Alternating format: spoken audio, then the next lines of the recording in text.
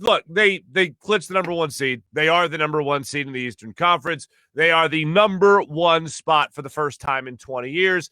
That feels good to say. That I bet them at plus 15, minus 15 going into that game against Orlando on Friday. So I'll be talking about that more a little bit in the Big Bets segment. But after this little play-in tournament, the 76ers are going to be taking on either, the Pacers are a team that they could possibly play, the Hornets team they could possibly play, or they could be playing the Wizards, a team they could possibly play. And then finally, they could be, although I doubt it because, man, they are terrible right now, the Boston Celtics in the first round of the playoffs.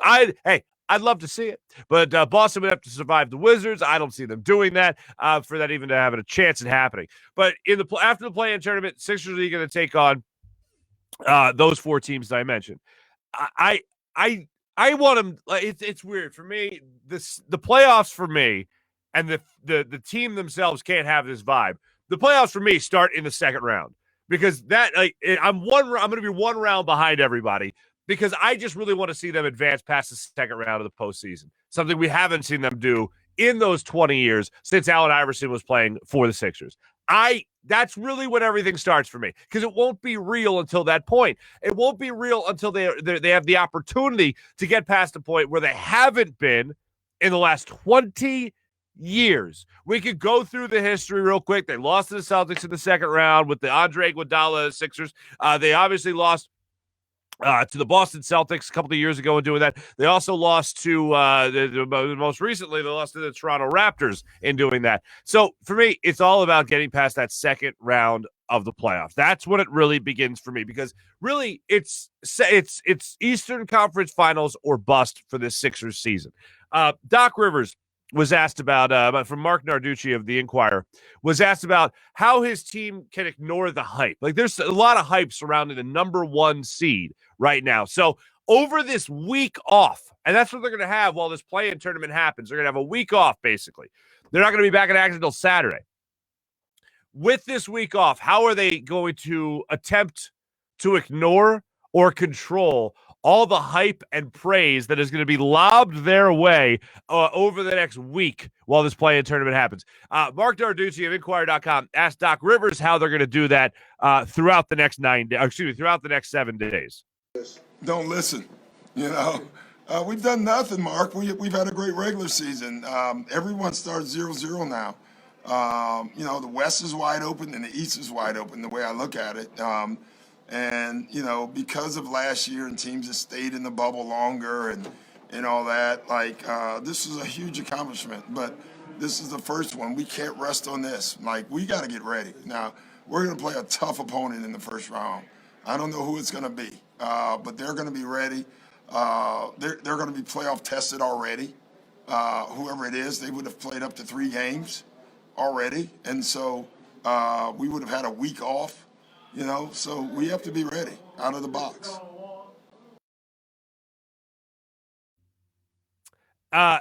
I couldn't agree more, but it's going to be a lot easier said than done when it comes to ignoring that hype. And that's what Doc Rivers is saying about his team. They have to ignore all that hype that goes into being the number one seed in the Eastern Conference because you're going to get caught off guard. And it happened.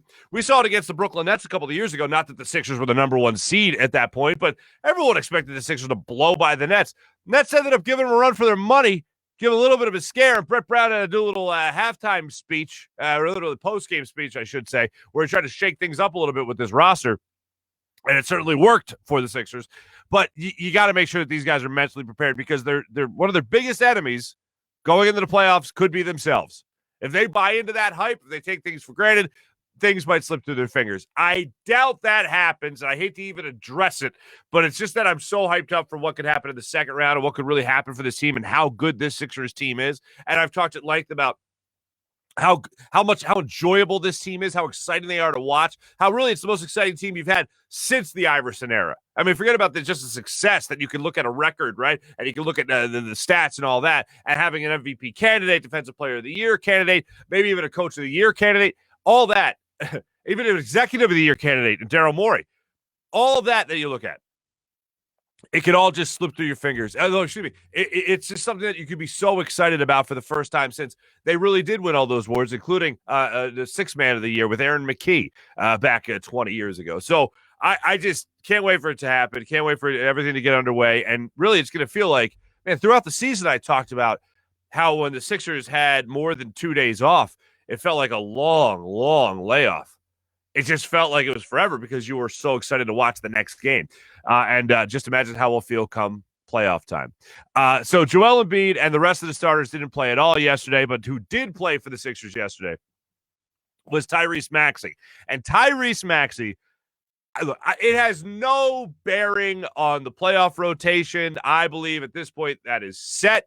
All that was last night, all that was you get guys getting run and guys getting a break. That was your starting five getting a break and other guys just getting their legs back under them. But I'll say this. If you're going to watch Tyrese Maxey play like 30 minutes of basketball and he scores 30 points, I'm going to go ahead and enjoy that. Every ounce of it and what it could mean going forward, because you'd rather see that than he scored 10 points, for instance, right, and all the time that he got yesterday. So this is what I enjoyed. After the game, Tyrese Maxey was asked about what his role will be in the playoffs. And for this rookie first-round pick, there is not a better answer he could have given than this one. I think my role is to always stay ready and always, just do whatever it takes to win the game. If coach puts me in and asks me to play defense on somebody or asks me to get to the rack or asks me to, facilitate for my teammates, and that's what I'm going to do. So, and if not, I'll be the biggest cheerleader. I'll do whatever it takes for us to win. So that's all I had to say that.